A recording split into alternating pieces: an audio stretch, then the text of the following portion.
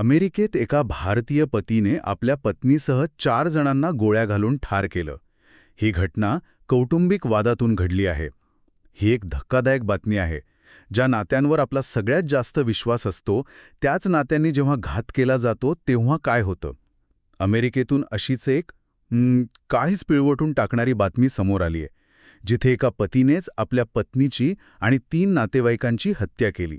हा वाद नेमका काय होता आणि तो इतका कसा विकोपाला गेला, याचा आपण आढावा घेऊया. हो, ही घटना घडली शनिवारी 24 जानेवारी 2026 रोजी अमेरिकेच्या जॉर्जिया राज्यात. अच्छा. तिचे 51 वर्षांच्या विजय कुमार नावाच्या व्यक्तीने आपल्या 43 वर्षांच्या पत्नी मीमू डोगरा आणि इतर 3 नातेवाईकांना गोळ्या घातल्या. 3 नातेवाईक, त्यांची नावं काय होती? हो, पीडितांमध्ये गौरव कुमार वय 33, निधी चंदर वय 37 आणि हरीश चंदर वय 38 यांचा समावेश आहे. आणि सगळ्यात गंभीर गोष्ट म्हणजे ज्यावेळी हा हल्ला झाला तेव्हा घरात 3 लहान मुलं होती. काय सांगताय? हो, आणि सर्वात दुःखद बाब म्हणजे ही 3ही मुलं, ज्यांची वय 7, 10 आणि 12 वर्ष आहेत, त्यांनी कपाटात लपून आपला जीव वाचवला. अरे देवा. विजय कुमारच्याच 12 वर्षांच्या मुलांनी धाडस दाखवून पोलिसांना फोन केला आणि त्यामुळेच पोलीस वेळेवर पोहोचू शकले. म्हणजे त्या लहान मुलामुळे हे सगळं जगासमोर आलं. अगदी. पोलिसांनी जी माहिती दिलीय त्यानुसार विजय कुमार आणि त्याची पत्नी मीमू यांच्यात त्यांच्या घरीच वाद सुरू झाला होता. त्यानंतर ते आपल्या मुलासोबत लॉरेन्सविलला गेले, त्यांच्या नातेवाईकांच्या घरी, आणि तिथे हा भयानक प्रकार घडला. म्हणजे एकूण 4 जणांचा मृत्यू झाला. 4 जण.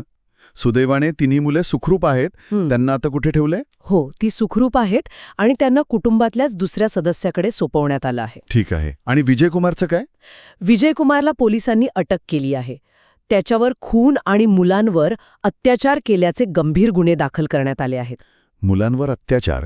हो, कारण अशा हिंसक वातावरणात मुलांची उपस्थिती असणं हा सुद्धा एक गुन्हा मानला जातो.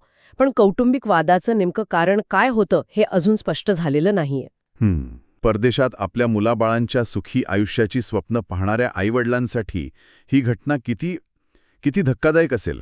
ज्या घरात आपल्याला सुरक्षित वाटायला हवं, तिथेच असं काय घडल्यावर विश्वास तरी कोणावर ठेवायचा?